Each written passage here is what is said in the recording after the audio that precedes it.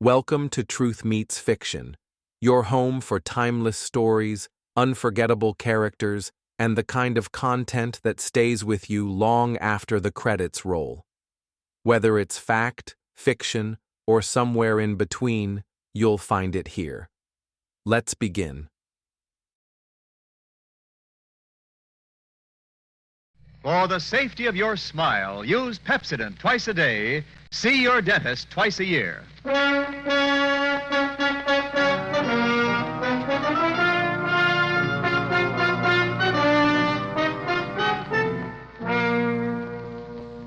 Lever Brothers Company presents the Pepsodent program, The Adventures of Philip Marlowe, starring Van Heflin.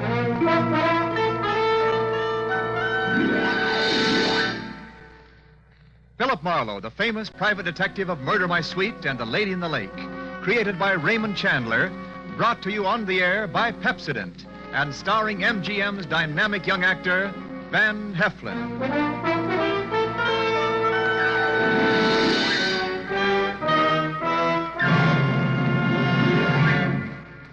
Now, families all over America have named their favorite toothpaste, New Pepsodent with Irium. New, fresh-tasting Pepsodent with a new, cool, minty flavor. It's preferred 3-to-1 over any other toothpaste. It's true. With families all over America, New Pepsodent is a favorite 3-to-1. Families from coast to coast recently compared New Pepsodent with the toothpaste they were using at home. They preferred New Pepsodent by an overwhelming average of 3-to-1 over any other brand they tried. These families, 3-to-1, said New Pepsodent tastes better, makes breath cleaner, makes teeth brighter. Yes, families 3-to-1 say New Pepsodent tastes better, makes breath cleaner, makes teeth brighter. Get New Pepsodent toothpaste for your family right away. Now, Van Heflin in The Adventures of Philip Marlowe.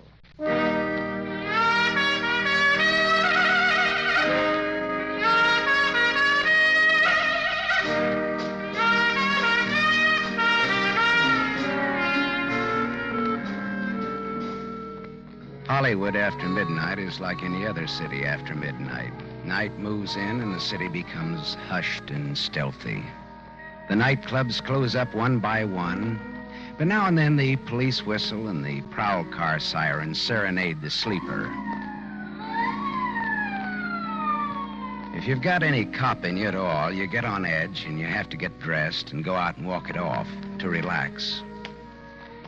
Well, I was relaxing past the Swank Carlton Hotel on the Sunset Strip about 1 a.m. when all of a sudden, recess was over. Hey, Marlowe. Hmm? Is that you, Marlowe? It was George Millar, the quiet-spoken night clerk of the Carlton, hailing me from the doorway, probably to Mucha Melacrino. No, I was wrong. Hey, look, Marlowe. You're very busy right now? Why, Millar? If I may be as cagey as all that. We've got some trouble on the 8th floor. Where's Curly, your fearless house dick? Tonight, he has to have a hangover. What's the beef on floor 8? King Leopardi. Do you know him? King Leopardi? Oh, that's the sweetest trump this side of Gabriel. Is he tenting here tonight? He's in the corridor on the 8th floor, dressed in yellow pajamas and his trumpet. There's a girl with him, and they're putting on a jam session. Well, suppose the king rejects my diplomatic notes. Well, get rough, but only if you have to. Okay, thanks. But a guy with such an ear for music ought to listen to reason.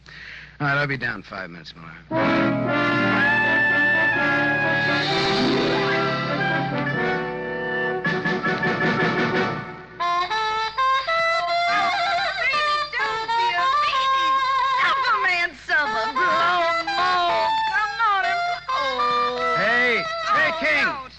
King, that's all, boy. Oh, suffer, out, mellow, king and yellow, more schmozzerino, more. I said, all right, King, the party's over. Hey! Were you addressing me, peasant? I said, wrap it up, can it? Put it on ice. The show is over. Ha! Conk him, King. King Conk, that's what he is, King Conk. Let him have it, King. Fanfare to a nosy house dick, as follows. All right, now look, Yellow Pants, wrap up your bugle and buzz off. Now hit the grit. Oh, you're tougher than a 40-cent steak, aren't you? Well, this'll make you soft and tender. Here. Attaboy, King. Hit him again for me. All right, hit me with that trumpet, will you? Okay, King. Now, come on, get up, get dressed, and get out. How can he? He's out cold. I'll be glad to pack for him. And you get back to your room, too. Listen, Copper, I don't have to do Get anything. going, sister. Come on, jump.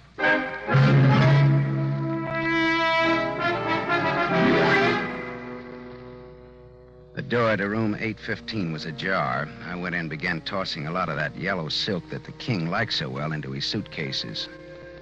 Something at the small desk stopped me. Tucked under the corner of the desk blotter was a note. It was assembled from words and letters cut out of newspapers and pasted on a telegraph blank.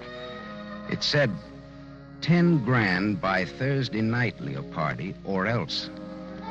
Her brother.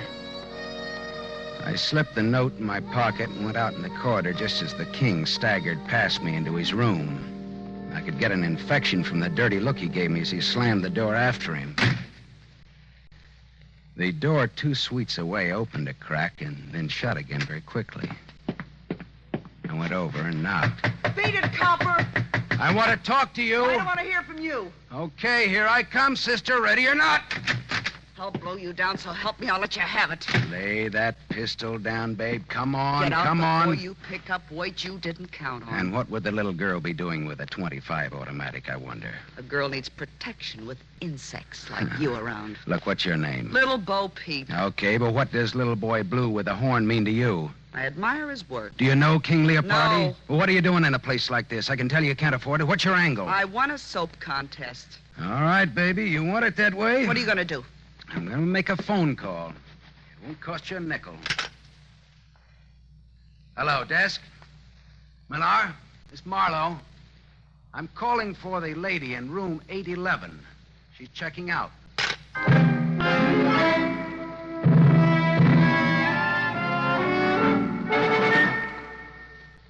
I had a little trouble up there, Millar. Your 2 noisy guests will be checking out any minute.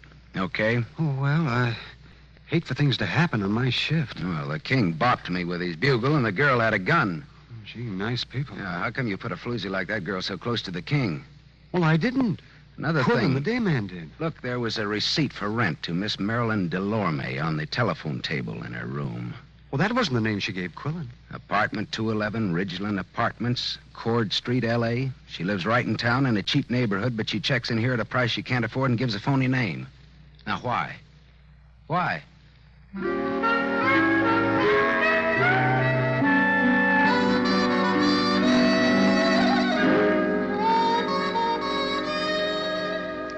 Cord Street, where Marilyn Delorme lived, was Old Town, Arty Town, Crook Town. It was afternoon when I got off the cogwheel car that climbs the steep hill to where the Ridgeland Apartments sat on the top of Bunker Hill. I went up dim, dusty stairs to apartment 211, and I tapped on the door. There was no answer, so I tried the door. It was unlocked. The room inside was dim with stagnant gloom. Marilyn Delorme was in. I didn't talk to her, though. I didn't think she'd want to make much conversation with those blue bruises about her throat, where she'd been strangled. I got out of there fast, wiping off doorknobs like Uriah Heep polishing apples for his boss.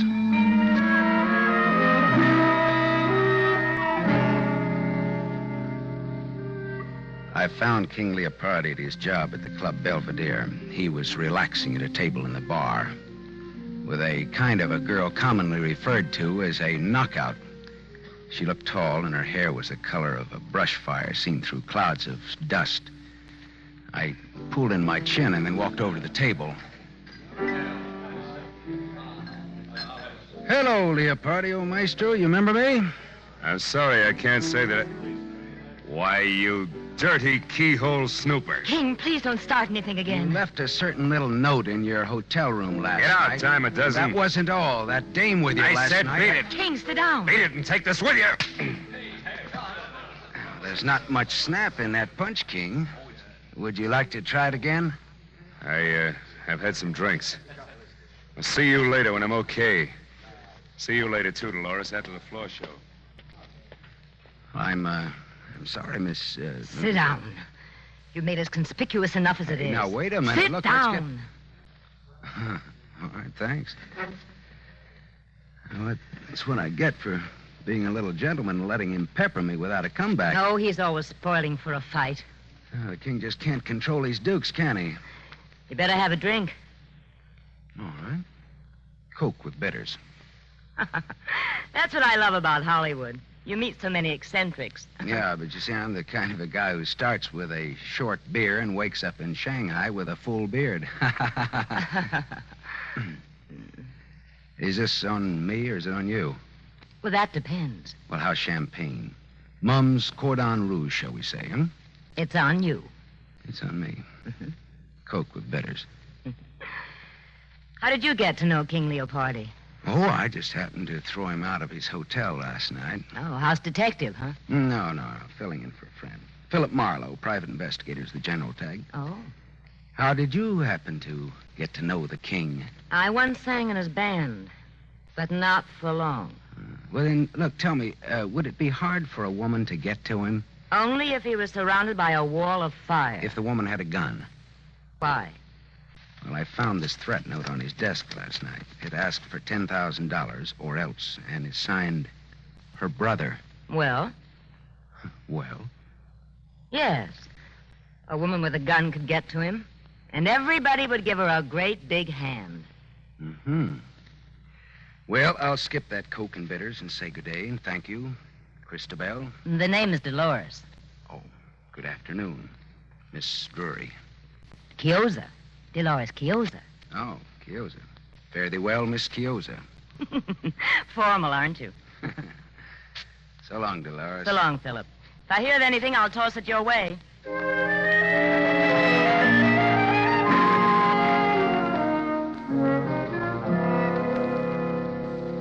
The evening papers carried a squib about Marilyn Delorme found strangled in her Cord Street apartment. That was all, dead end. Until about 1 o'clock in the morning when the telephone started having hysterics on my night table. Yeah. Philip, this is Dolores. Dolores. Dolores? Oh, yeah, sure. Would you come over to my place right away? 2412 Renfrew Street, below Fountain. Hey, wait a minute. It's a sort of bungalow court. Mine is the last one in line. Well, sure, but wait a minute. What's the matter? Dolores, look, what's the matter? King Leopardi is here, too. King Leopardi. He passed out in my den. It's absurd, isn't it? Yeah, that's absurd. And it'll cost you $20. All right, but hurry. Please hurry. All right, I'll be right over. Phone calls in the dead of night. I should have been a midwife.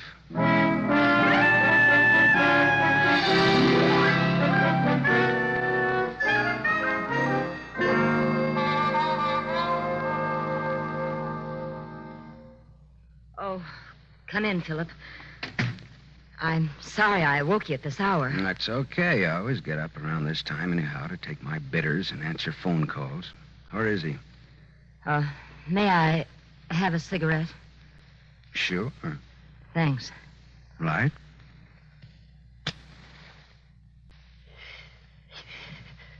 Where did you say he was now?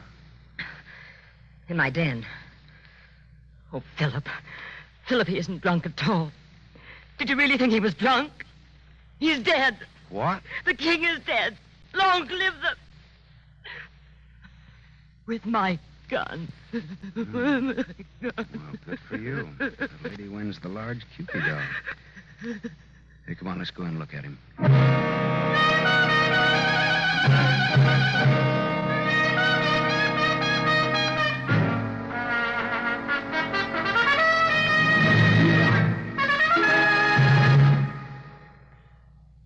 You are listening to The Adventures of Philip Marlowe, starring Van Heflin. Yes, families all over America have named their favorite toothpaste. New Pepsodent with invigorating Irium foam. New fresh-tasting Pepsodent with a new, cool, minty flavor. It's preferred 3-to-1 over any other toothpaste. It's true. Families all over America say new Pepsodent is their favorite 3-to-1. The Paul A. Thompson family, Summer Street, Stamford, Connecticut, preferred new Pepsodent on every single count. The Thompsons say new Pepsodent tastes best of all, makes breath cleaner, makes teeth brighter. On all these counts, by an overwhelming average of 3-to-1, families prefer new Pepsodent over any other toothpaste they tried. It's a fact. Families 3-to-1 say new Pepsodent tastes better, makes breath cleaner, and makes teeth brighter. Remember, this is not just our opinion. It's the honest conviction of the Thompsons and other families who compared new Pepsodent with the toothpaste they were using at home. Get new Pepsodent, the only toothpaste containing irium. Get it for your family without delay.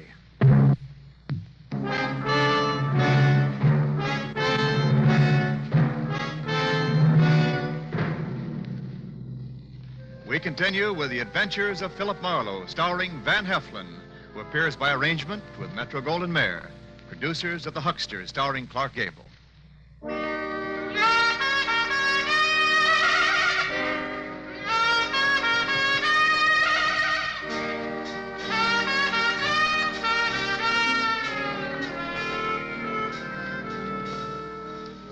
Dolores showed me to the den in the back of the house. Trumpet man King Leopardi was lying on the studio couch, large, smooth, and artificial looking even in death. A small Mauser automatic hung loosely in his right hand. There was a bullet hole in his golden yellow sport coat, right over his heart. Dolores, is this your gun? Yes. Someone gave it to me once.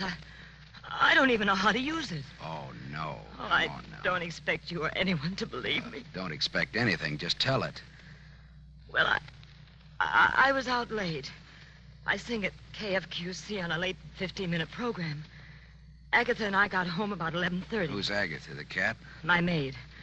I came into the den for some liquor and fizz water and found him. Like that. I sent Agatha home so she wouldn't find him. Finally, I thought of calling you. Well, he got in here. How? I don't know. Were you ever in love with him? The king never loved anyone. I asked if you loved him. I hated everything about him. It's even better to tell the cops that is but copacetic. But I can't help it. It's the truth. Dolores, look. Go on out in the other room and buy yourself a drink. I want to be alone here with tall, dead, and handsome. Go on now, huh?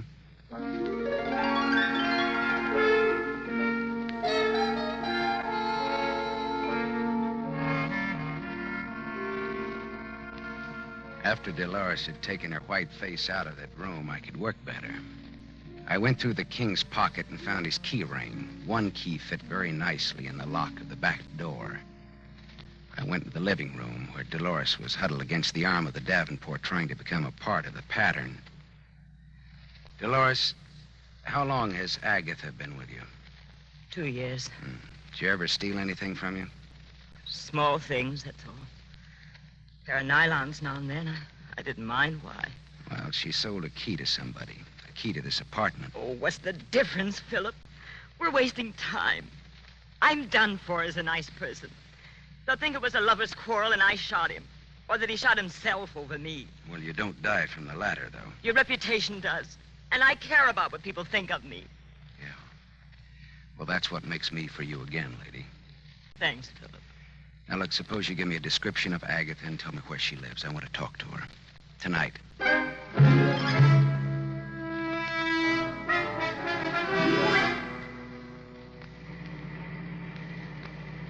I drove down Brighton Avenue looking for the house Dolores had described to me. All at once, I slammed on my brakes. In the driveway of a vacant house stood a small coupe. Dolores had described Agatha's car, and that was it. And Agatha did not live in an empty house. I got out and walked up the gravel driveway and looked into the car. And then I got back in my own car and drove until I found an all-night drugstore. I phoned Detective Lieutenant Ibarra. Hello, Ibarra. Write this down. Brighton Avenue, 3200 block, west side. Driveway of empty house. Car parked with dead woman in it. When alive, answered to the name of Agatha. Strangled.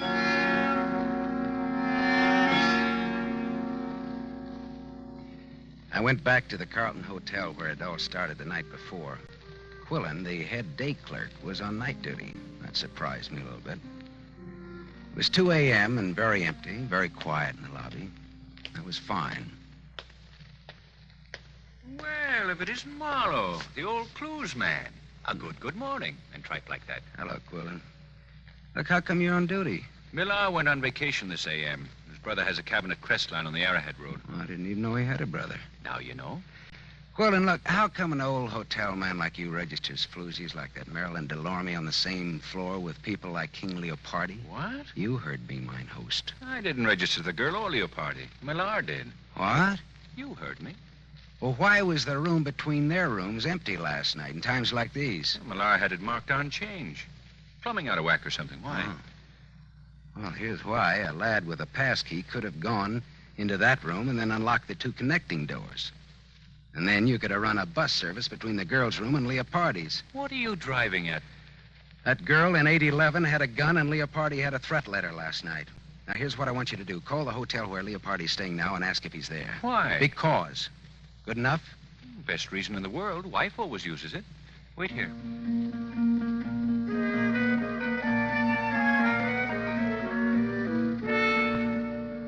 In about 3 minutes, Quillen came back and leaned on the counter again. Leopardi isn't there. I talked to a guy in his suite who was almost sober. He said Leopardi got a call about 11 from some girl. What girl? Well, he didn't know. But Leopardi went out preening himself. Okay, thanks, Quillen. Anything to do with that brawl you had with Leopardi here last night? No, all in the spirit of boyish mayhem. Oh. That 815 has a jinx on it, you know. Girl shot herself there 2 years ago. What? A girl shot herself there. Yeah, you said that, but what girl? I don't know what her real name was. Look here, Quillen. I want to see your hotel files of that day 2 years ago and all the newspaper clippings about it. Come on. All right. Let go of my arm, physical culture. I'll get the keys to the record room.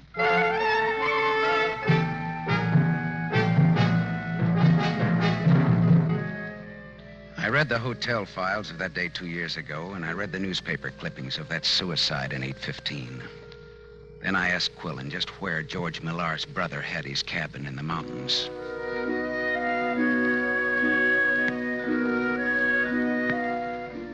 It was just getting light when I pulled up at the cabin, high against a growth of dagger pine and cedar. Smoke was curling from the chimney. Someone was awake. George Millar himself opened the door. Well, Marlowe! Well, gee, it's good to see you. How'd you ever find us up here? How about some bacon and eggs?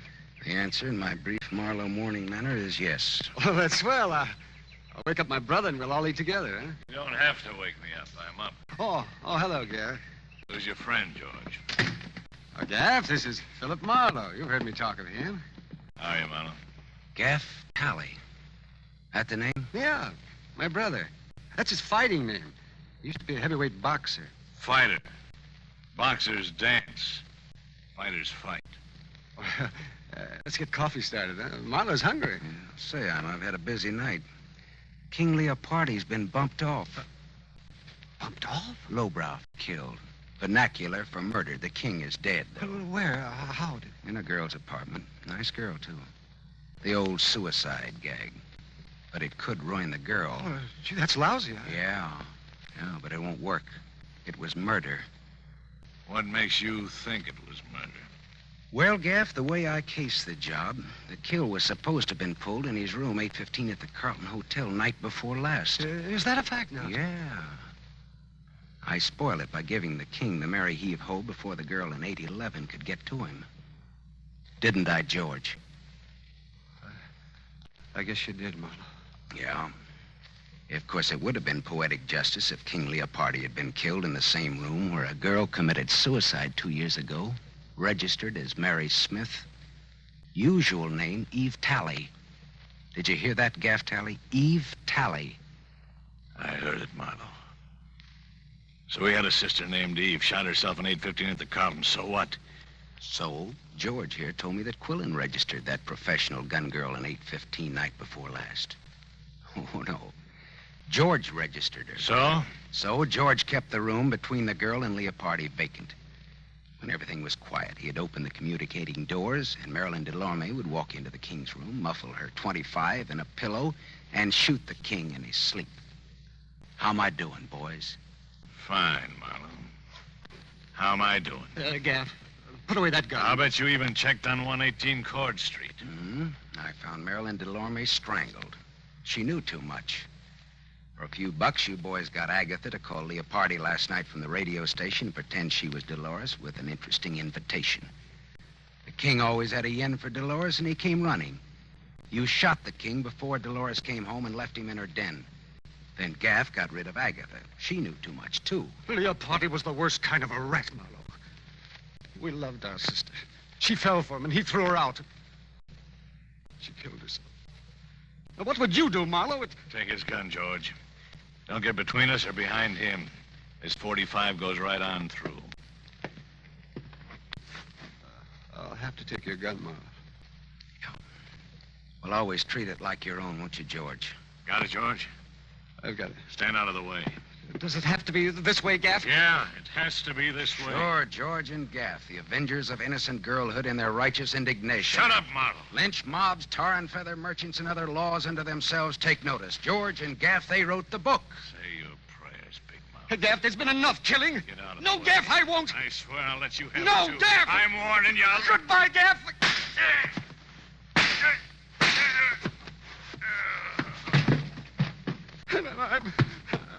I'm sorry, Gaff. I had to do it. George, he's dead. Listen, I had to do it, Gaff. I just had to. You understand, don't you, Marlowe? Yeah, I understand. He was a killer. He killed 3 people. He wasn't going to kill a 4th.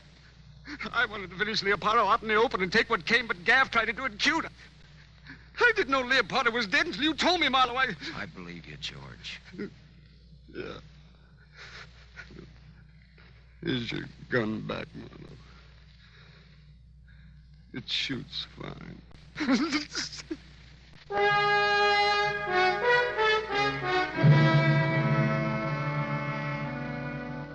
I put in a big pitch for George at headquarters. After all, he hadn't killed anybody except Gaff, and that was in self-defense and in defense of an unofficial copper named Marlowe. He won't get off scot-free, but he won't inhale cyanide either at the taxpayer's expense. After I talked to Ibarra at headquarters, I telephoned Dolores Quiosa. I didn't give her the sordid details, but just told her not to worry, that she was in the clear. Philip. Oh, thank you, Philip. I'm so relieved. I'm so grateful. I'm so thirsty. Well, come on over then. Hey, wait a minute. Now, is this fiesta on you or is it on me? Why? Well, I mean, do I drink Coke and bitters or Cordon Rouge? It's on me. All right, then champagne it is, baby. But look, let me bring the glasses, huh?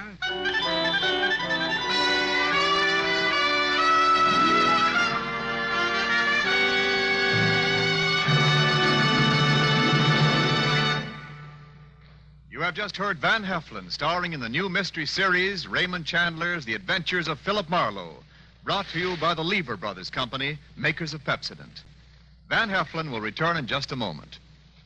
Men, here's an important announcement. News about a sensational hair tonic discovery. It's Trim Hair Tonic, made by Pepsodent. For the first time, science has created a hair tonic with pure virgin olive oil. There's no finer hair and scalp conditioner. Yes, because it contains pure virgin olive oil, Trim Hair Tonic conditions your scalp as it grooms your hair. Get new Trim Hair Tonic during the big 1-cent introductory sale at toilet goods counters now. 2 60-cent bottles, $1.20 value, only 61 cents. Ask for Trim Hair Tonic with olive oil.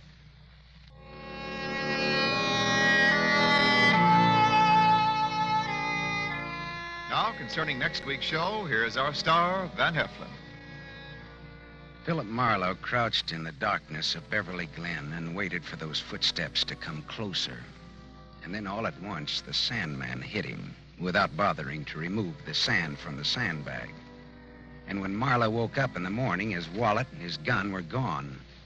And he was wanted for murder.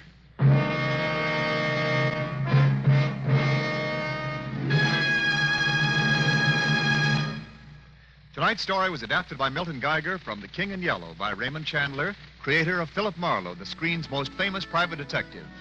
The original music was composed and conducted by Lynn Murray. This is Wendell Niles inviting you to listen again next week at the same time to another exciting mystery on the adventures of Philip Marlowe, starring Van Heflin with a distinguished cast. This is NBC, the national broadcasting company.